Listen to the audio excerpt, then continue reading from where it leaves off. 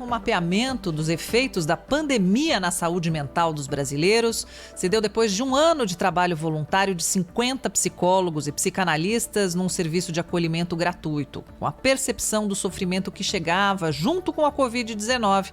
Nós vamos conversar agora com o Francisco Nogueira, psicanalista que organizou esse trabalho voluntário e achou, né, doutor, que havia meios meio que virtuais, né, vamos dizer assim, de ajudar. Uma ótima tarde para o senhor e muito obrigada por participar aqui da nossa entrevista no Bandeirantes Acontece.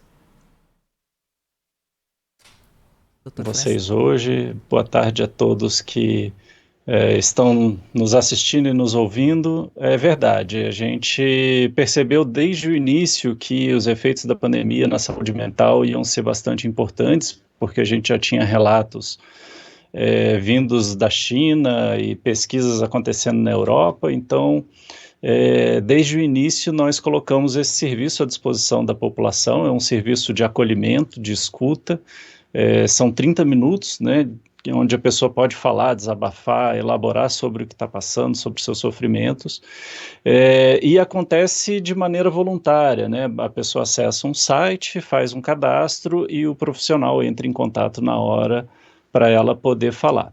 Desde o início da pandemia até agora, já são mais de 5.500 agendamentos, e através das escutas, né, a gente foi podendo observar que existiu uma evolução do sofrimento, né? É como se nós tivéssemos passado por fases de sofrimento psíquico ao longo dessa pandemia.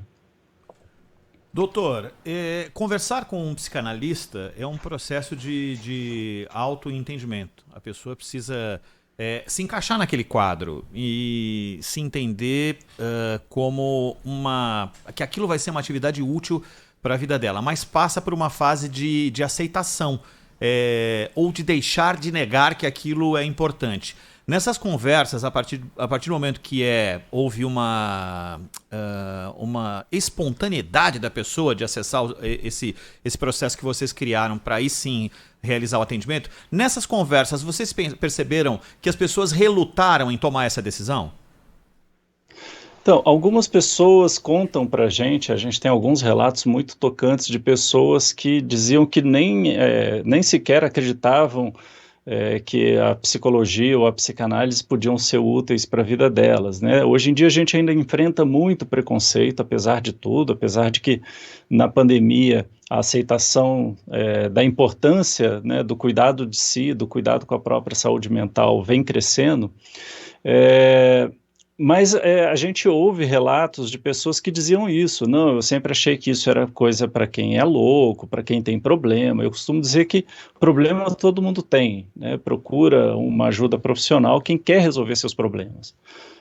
E as pessoas dizem que depois de ter enfrentado a doença, depois de ter perdido alguém próximo, começaram a refletir sobre isso, né, e acharam que valia a pena fazer uma escuta, né? O nosso trabalho é um trabalho só de escuta e acolhimento, não chega a ser um processo psicanalítico, psicológico, terapêutico completo, mas as pessoas começaram a relatar isso, de que elas entendiam que aquilo poderia ser útil, e depois de feita a escuta, muitas pessoas se engajaram num tratamento, procuraram profissionais para fazer seus tratamentos, o que para a gente é muito gratificante. Perceber que as pessoas estão se cuidando.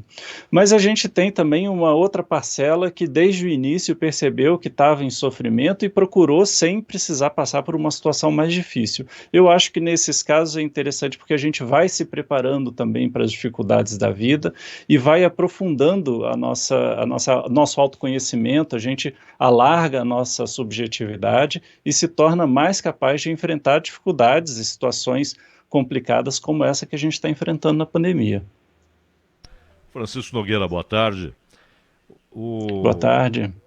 O Brasil é um país que não teve, nos últimos tempos, desde a Guerra do Paraguai, né, não tem ali algo que aflija o país, ou antes, né, quando no litoral, por exemplo, havia preocupação com os invasores e tal. São coisas da história, remotas.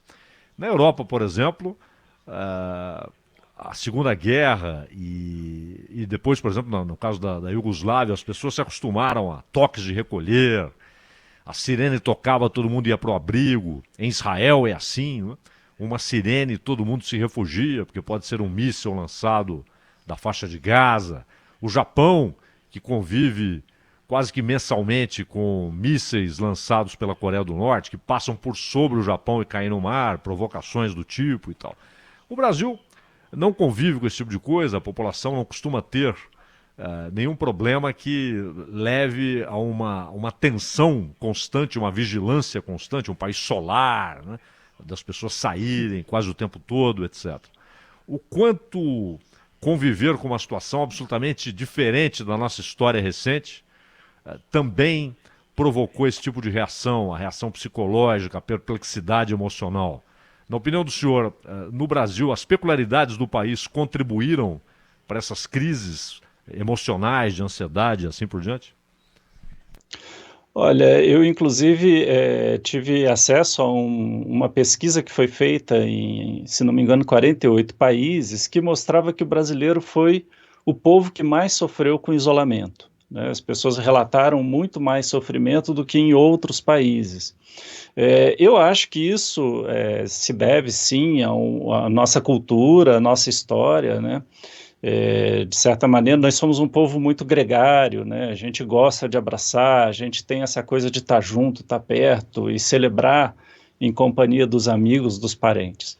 Eu acho que, nesse sentido, sim, a gente teve uma dificuldade maior para enfrentar tudo isso, mas eu acho que vale a pena a gente pensar também em outras características que influenciam nisso tudo, né? Nesse sofrimento a mais. O brasileiro também tem uma cultura do jeitinho, né, do não precisar seguir tantas regras, de poder fazer um arranjo, né, de maneira que as leis, as regras, elas não precisem ser tão cumpridas ou a gente possa burlar tudo isso.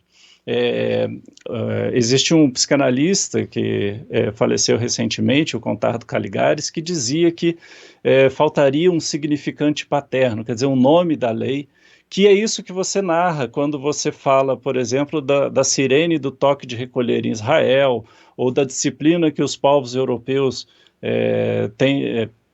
talvez tenham desenvolvido essa disciplina por conta das guerras e das necessidades que a guerra impõe na vida das pessoas. Enquanto que no Brasil a gente tem muito essa coisa do cada um por si, a gente faz do nosso jeito. A gente percebe, né, nas escutas que isso, por um lado, traz um sofrimento grande, porque as pessoas querem fazer diferente e não podem, mas também traz um outro sofrimento, por outro lado, que é uma falta de referência do que é o certo a ser feito, né? No momento em que você tem cientistas dizendo que você precisa fazer o isolamento social, epidemiologistas defendendo o uso de máscara e setores do governo que dizem que tudo isso não é besteira, que não deve ser feito, isso acaba gerando uma angústia no cidadão que ouve as duas versões e não sabe onde se apoiar, não sabe que referência adotar. Isso produz mais angústia, isso produz mais sofrimento. Então tem uma questão cultural histórica, mas também tem uma questão política que eu acho que é importante e que agravou o nosso sofrimento durante a pandemia. E, Francisco Nogueira, há uma questão também relativa aos jovens, né? Porque as crianças, claro, e muitas ainda novinhas e que vão crescendo e vendo um mundo muito esquisito, e é o primeiro contato que elas têm com o mundo, e os jovens, que têm a memória de um mundo diferente. Como é que a ansiedade tem atingido particularmente os jovens? E eu queria saber do senhor se as redes sociais, embora elas possam reduzir, amenizar o isolamento, mas se elas também não são fonte de mais ansiedade. Olha, a situação das crianças, ela é uma situação, assim, de partir o coração, né? A gente vê muitas crianças novas, pequenas, já com relatos de depressão, ansiedade, né? Coisas que normalmente uma criança não experimenta. Tem relatos muito tristes de crianças que perderam pai, perderam mãe, e ficaram desamparadas ou tiveram que ir morar na casa de algum vizinho, de algum parente e sofrem muito com isso, né? Têm dificuldade para dormir, dificuldade de ficar sozinhas, quer dizer, as crianças estão passando por uma situação muito difícil, né? Mesmo aquelas que são mais beneficiadas e que têm a possibilidade de fazer um homeschooling também sofrem, né? A falta do convívio, a falta da brincadeira no parque, a falta de correr, brincar com os amigos, isso tudo traz um sofrimento grande, um impacto importante. A gente observa que existe um atraso escolar acontecendo, né, embora na maior parte dos casos isso não represente um atraso mental, psíquico, cognitivo, quer dizer, as capacidades elas são preservadas na medida em que a criança pode cuidar da sua saúde mental, vai poder cuidar da sua saúde mental quando isso tudo passar, e recuperar todas as suas capacidades de pensamento, de aprendizado e tudo. Mas existe um atraso escolar também que conta e que é algo preocupante, né, algo difícil, mesmo para quem está estudando em casa, que tem o acesso à internet, que tem livros, que tem tudo, vai sofrer com isso. E dos adolescentes a gente tem tanto a questão do convívio, né, que tem aí um momento importante onde a pessoa ela começa a desenvolver a sua individualidade, a sua liberdade, querer sair de casa, encontrar os amigos e construir a sua própria rede de socialização. E aqueles adolescentes que estão aí enfrentando aquele período mais próximo do vestibular também, que passam por uma dificuldade grande, sobretudo das periferias das grandes cidades e das pessoas que têm menos recursos, porque vão ficando para trás na corrida pela universidade. Então a gente, ano passado, recebeu bastante relato de pessoas e adolescentes que estavam sofrendo por conta dessas dificuldades que se somam, muitas vezes, a vidas que já são sofridas, que já são difíceis, que têm que enfrentar muito mais obstáculos para chegar numa vida melhor, né? Enquanto que, quer dizer, o que a gente percebe é que há um perigo de um agravamento do distanciamento social e da separação econômica entre as classes, porque realmente a gente ficou muito desamparado, né? A gente viu muitos adolescentes e jovens desamparados. Isso aumenta o sofrimento. Agora, os jovens, eles tiveram, em muitos casos, e isso não foi incomum, se permitiram muito sair de casa, encontrar os amigos, mesmo com todas as restrições, mesmo com todos os perigos, né? A gente teve o ano passado inteiro uma baixa procura de jovens no serviço de experiência de escuta, e esse ano, quando a gente teve a fase roxa aqui em São Paulo, a gente teve uma procura muito maior dos jovens, porque houve uma fiscalização maior e um controle maior das festas clandestinas, das saídas, né, das aglomerações, e aí a gente começa a perceber que os jovens passaram a sofrer mais, começaram a buscar mais o serviço, a gente chegou a ter um salto de procura de 5% para 85%, do público que nos procurava, de jovens. Então, a gente observou que esse ano a coisa ficou ainda mais complicada para eles. Doutor Francisco, que interessante isso, os próprios jovens buscando o serviço, né? Isso é muito importante saber buscar ajuda e já, enfim, numa idade de adolescência, né? Eu fiquei, pelos dados aqui, vocês chegaram a atender até crianças de 11 anos aí no serviço. Muito bacana isso. Outra coisa que jovens, adultos, idosos reclamam, doutor, é a respeito do sono. A questão do sono piorou muito na pandemia, né? São dados estatísticos, e também do alcoolismo. Essa coisa de ficar mais em casa, não só aumentou o consumo das bebidas, como muita gente também já está no perigo de estar exagerando mesmo. Queria que o senhor falasse desses dois pilares aí, o sono, o alcoolismo / alimentação. Quando a gente fez aquele mapeamento dos nossos sofrimentos, né, que a gente separou em 5 fases, a gente observou que desde a primeira fase, que a gente chamou de fase do susto, algumas pessoas começaram a trazer alguns relatos de sofrimento relacionado ao sono, dificuldade para dormir, mas também sonhos muito intensos, muito vívidos. E algumas pessoas com dificuldade, mas outras pessoas com sono demasiado. Então, nesse primeiro momento, isso já começa a se manifestar. A questão do uso do álcool e de abuso, inclusive de drogas ilícitas, ela começa a aparecer mais na segunda etapa, que a gente chamou de momento da ansiedade, isso. Por que ansiedade? Porque a gente percebeu que a partir do segundo mês da pandemia teve um boom de ansiedade. Então as pessoas começaram a relatar crise de pânico, começaram a relatar ansiedade, começaram a relatar muita angústia e começaram a relatar também uma tristeza mais profunda, em alguns casos até algo que flertava com a depressão.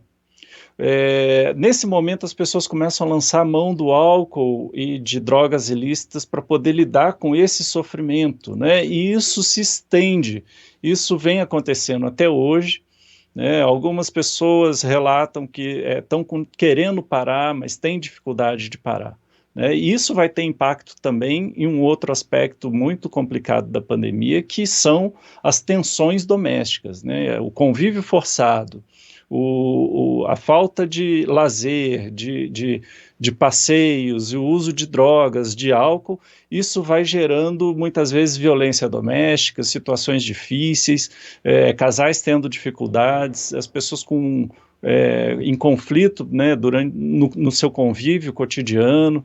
Então é uma tensão que vai aumentando muito e a gente se preocupa com isso. A gente sabe que na China, depois que passou a restrição social de circulação lá em Wuhan, o número de separações disparou, né, de divórcios. Então os casais tiveram dificuldade de sustentar, e olha que lá a dificuldade foi muito mais curta, né, eles controlaram muito mais rápido. Apesar de que ainda existem restrições, a vida lá já voltou muito mais ao normal do que a nossa. E eles perceberam que houve um aumento do número de divórcios por conta desse convívio e dessa dificuldade. Então o álcool vai impactar tudo isso, né, além da saúde física, né, que é muito complicado e pode ter impactos sérios na saúde física e mental das pessoas, né. Zaidan. Francisco Nogueira, além dos jovens, dos casais, das relações familiares, sociais, etc., a gente fica pensando aqui no profissional de saúde. E eu sei que o senhor tem inclusive, a preocupação com a humanização, né, do profissional de saúde. E isso está, inclusive, no seu trabalho.